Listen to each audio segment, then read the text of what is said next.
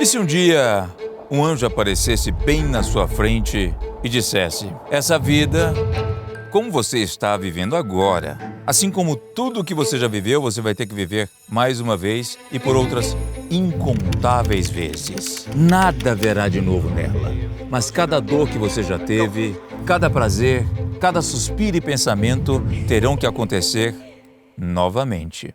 Tudo na mesma sequência e ordem. Até esse exato momento aqui e agora. A mesma vida se repetindo por toda a eternidade, exatamente como a sua vida é aqui e agora. A pergunta é: esse anjo para você seria um Deus ou um demônio? Continue pensando. Flo Conway, no seu livro Snapping, apresenta o conceito da psicose informática. Ela diz o seguinte: o bombardeio de informações vai deprimir o cérebro e o tornar menos capaz de tomar decisões, levando à obediência passiva. É a primeira vez na história que o homem tem acesso a tanta informação na palma da sua mão. Você pode ter acesso a tudo que está acontecendo no outro lado do mundo e, ao mesmo tempo, ver uma modelo completamente pelada simplesmente apertando um play. O que você consome atravessa a tela do seu celular e invade a sua mente, moldando, sim, boa parte de quem você é. Então, você para e pensa: mas a internet é uma maravilha. Olha a quantidade de informações que ela pode me mostrar. Eu concordo.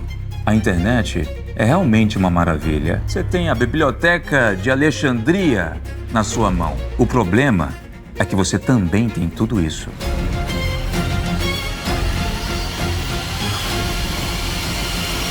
As pessoas acabam consumindo só lixo, pegadinhas, bundas, gatinhos fofos, coaches malucos, coisas que pouco fazem pro nosso intelecto. As pessoas ocupam suas cabeças com essas merdas e acabam não sobrando nem espaço para o que de fato pode mudar as suas vidas. Resultado? Psicose informática. Por conta dessa falta de foco, as pessoas permanecem infantis a vida toda, perdidas na vida e pulando de galho em galho para ganhar a aprovação dos outros. Não conseguem nem sequer terminar o que começaram, por mais simples que seja. As pessoas ficam acostumadas com recompensas e estímulos baratos, com a dopamina fácil, e se esquecem que na vida é necessário ralar para conseguir ganhar algo, para conseguir as recompensas reais, que vão muito além das moedas de videogame. Muitos jovens estão se acomodando há muito tempo e a merda só tende a ficar pior. Por quê? A cada nova geração, a tecnologia é 10 vezes mais avançada que a anterior. O mundo está 10 vezes mais conectado, com mais informações que chegam 10 vezes mais rápido. E até o comportamento das pessoas muda 10 vezes mais. Tudo, exatamente tudo, fica 10 vezes mais fácil, porém 10 vezes mais superficial. A humanidade está se tornando vítima da sua própria criação. Parece coisa de filme, né? A dependência das redes sociais está reduzindo a qualidade das relações que poderiam ser muito mais produtivas. Hoje, o algoritmo de cada rede social cria para cada usuário um mundo particular, no qual todas as informações satisfazem o seu próprio ego. Dificilmente você vai encontrar informação que te desafia, que te coloca contra a parede, porque o algoritmo só entrega aquilo que você quer o tempo todo. Ele te mima do mesmo jeito que uma pequena princesinha é mimada. Olha que legal. Não é à toa que famosos como Quentin Tarantino, Brad Pitt, Cillian Murphy e Keanu Reeves não têm um perfil nas redes sociais. É só por conta dessa dispersão de foco no mundo atual que as pessoas continuam infantis, mimadinhas e incapazes de julgar racionalmente o mundo. Viram massa de manobra, escravas dos que controlam a informação. Você só é verdadeiramente livre quando pode optar não fazer o que não quer fazer. Ou você vive em uma prisão de experiências, consumindo conteúdo e não vivenciando nada. Mas eu também não estou aqui só para te apontar o dedo e não te dar nenhuma solução. Nos últimos meses eu venho criando uma nova rotina, o de juntar todas as experiências e vivências que me fizeram me tornar quem eu sou hoje e transformá-las em cartas. A partir de hoje, eu vou começar a distribuir publicamente essas cartas somente para aqueles que desejam fugir dessa overdose de conteúdos inúteis e dar o primeiro passo para aproveitar a sua única chance de ser livre e viver uma vida que realmente vale a pena ser vivida. Você vai poder aprender como se você estivesse bem aqui, na minha frente. Quer receber os meus ensinamentos semanalmente? Basta clicar no link que está logo aqui abaixo na descrição.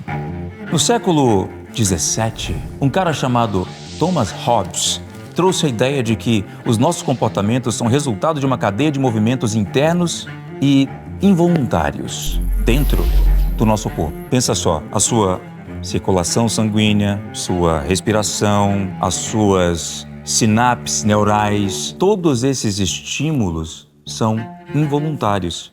Você não percebe, não é verdade? Esses pequenos movimentos aí que você tem ganham importância até o ponto de se transformarem em movimentos maiores. Dessa forma, o movimento quase involuntário dos seus dedos são apenas os últimos de uma cadeia de movimentos que já começou dentro de você e que, como você sabe, são imperceptíveis. Isso é uma provocação para a nossa ideia de liberdade. Os primeiros e imperceptíveis movimentos vão gerar todos os últimos.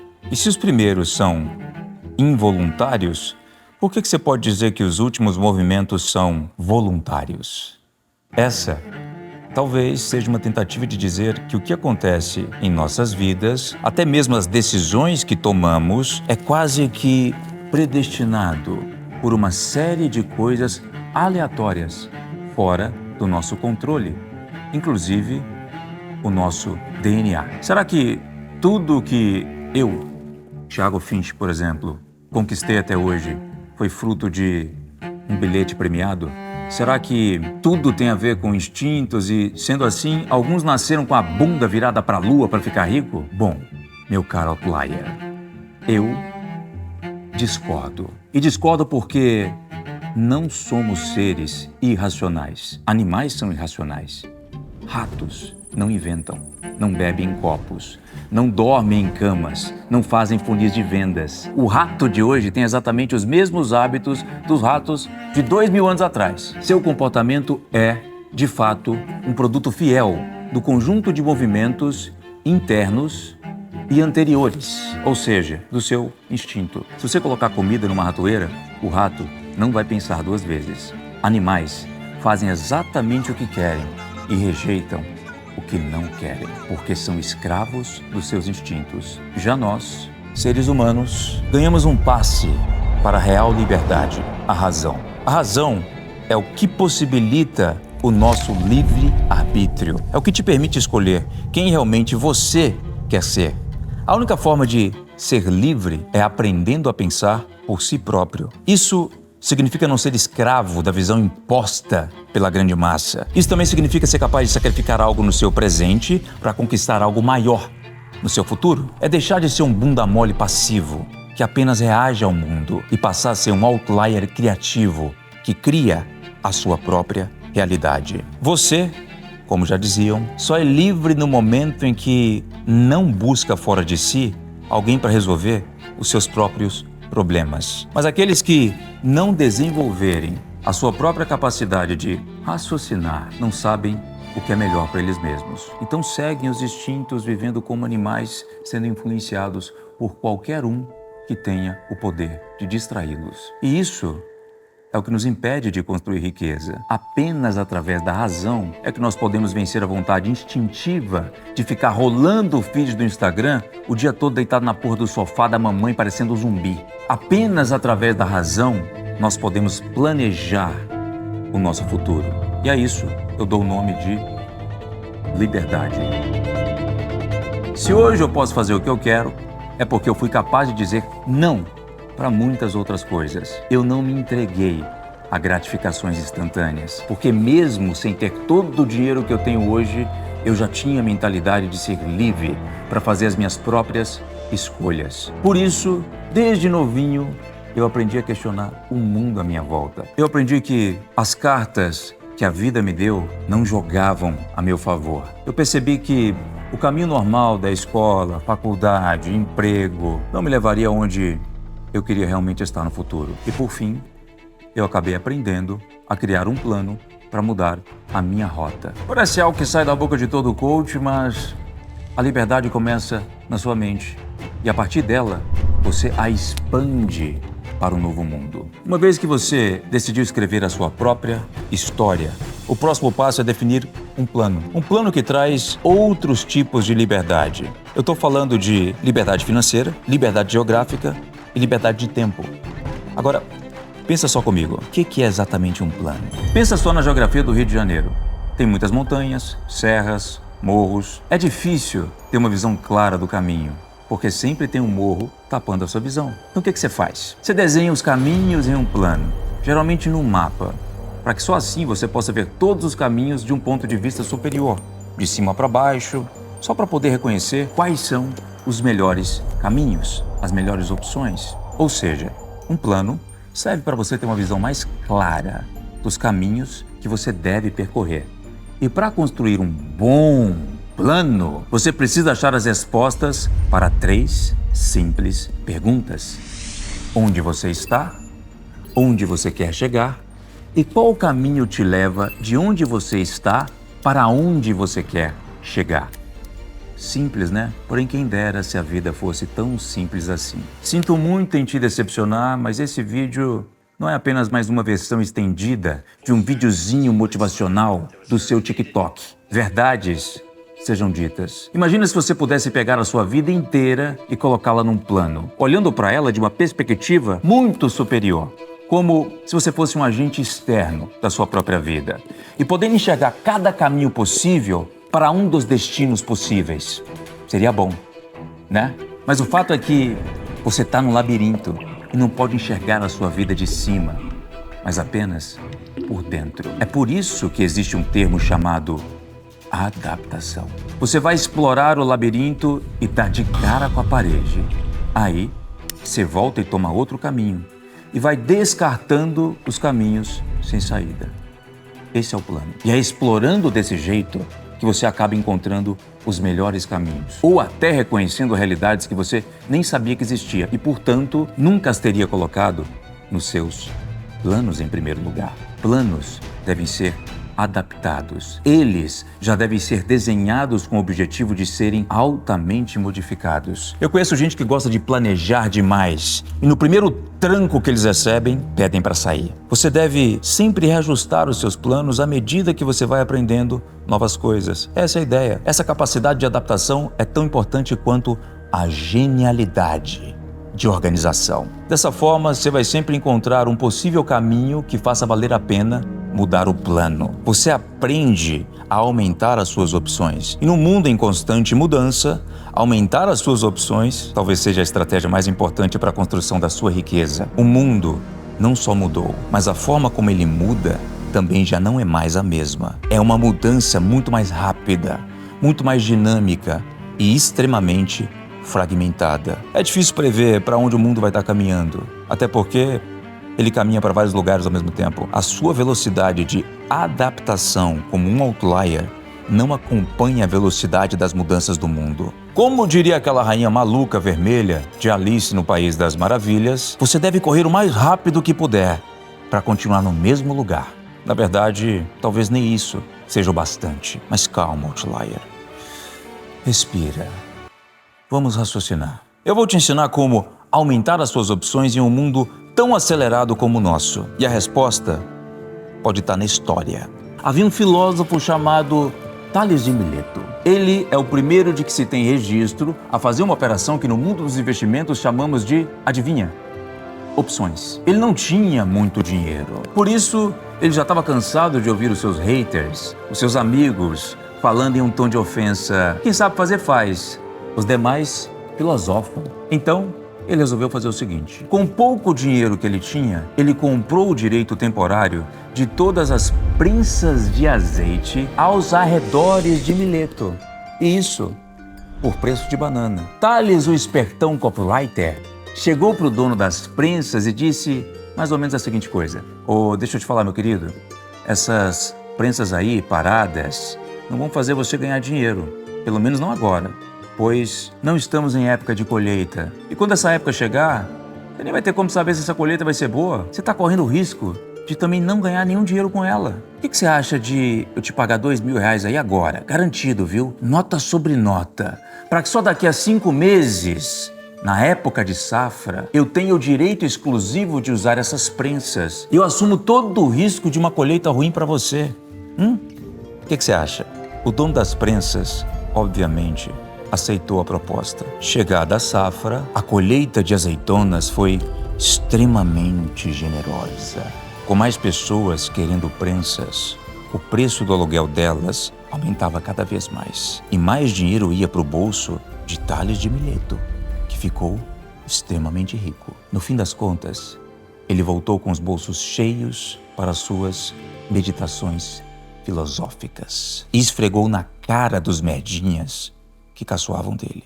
O seu Tales de Mileto se adaptou às mudanças, colocando elas a seu favor. Em outras palavras, você deve procurar por um desequilíbrio, algo que chamamos de perdas limitadas e ganhos ilimitados. Se você é um professor de uma escola, os seus ganhos são limitados ao seu salário. Se você é um funcionário público, os seus ganhos também são limitados, claro, se você for minimamente ético. Eu vou te dar uma comparação.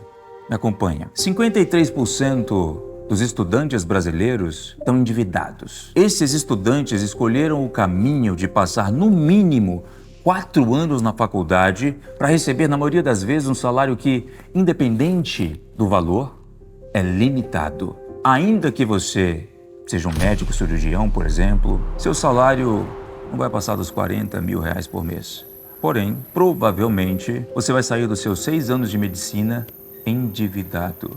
E os juros dessa dívida vão aumentar mais e mais com o seu próprio endividamento. Essa é uma estratégia que podemos chamar de côncava. Os seus ganhos são limitados e suas perdas são ilimitadas. Você se arrisca muito para ganhar relativamente pouco. Não entenda que nesse vídeo, de maneira alguma, eu esteja desmerecendo que escolheram caminhos como esse. Muito pelo contrário, é um caminho admirável e muito nobre.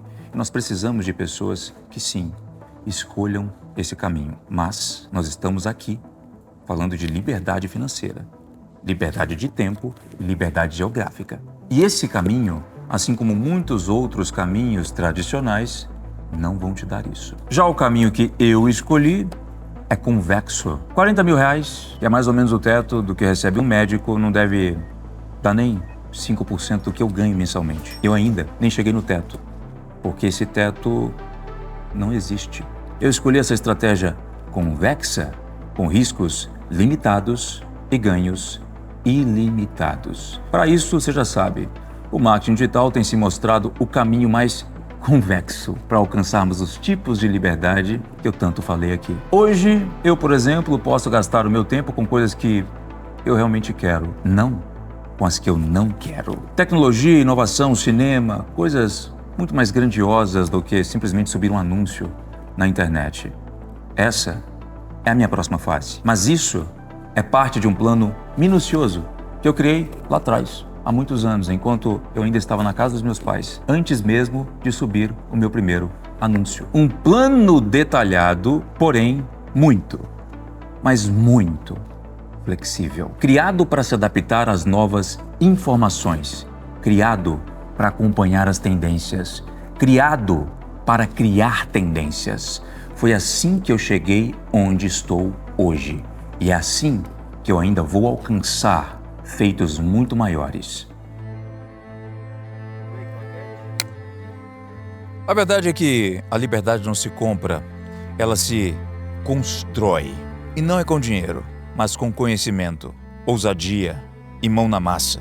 No momento em que você entende que aquilo que você conhece hoje são apenas sombras feitas para te distrair da realidade. E para perceber isso, você precisa deixar de lado essa moral do rebanho, aquele comportamento submisso que espera nos outros a solução para os seus próprios problemas, que culpa os outros pelos seus fracassos. Você deve assumir a condição de ser o senhor de si mesmo. O respeito, a coragem para assumir os seus próprios problemas, sem mimimi, com a ousadia de quebrar as regras. Um novo homem deve declinar para que nasça um ainda melhor. E depois, de novo e de novo, um eterno declínio para um eterno renascimento. Essa é a liberdade que eu busco, dizendo não às limitações e sim aos desafios, impondo-me para quebrar regras, dominando um território livre de imposições externas, para que assim eu explore e crie, e dessa nova criação possa nascer uma nova ordem, a minha ordem. Isso é inovação. Isso é liberdade.